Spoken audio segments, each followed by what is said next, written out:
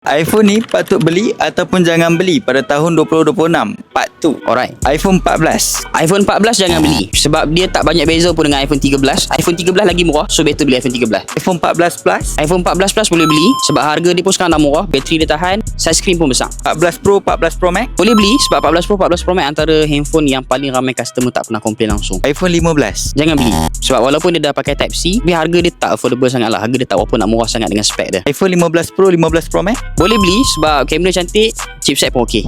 iPhone 15 Plus. Boleh beli, harga pun okey, boleh pakai lama. iPhone 16. iPhone 16 jangan beli. Tu kalau awak ada bajet lebih, better awak beli iPhone 16 Plus terus. iPhone 16 Pro, 16 Pro Max. Boleh beli. Model dia pun model yang agak latest juga, tapi kalau awak nak beli, better awak beli time ada promo. Contohnya macam Smart Fit sekarang tengah jalan promo, yang tu memang sesuai untuk awak beli. iPhone 17. iPhone 17 paling affordable untuk awak beli. Semua serba lengkap, chipset pun padu, 120Hz. Paling berbaloi untuk awak beli tahun 2026.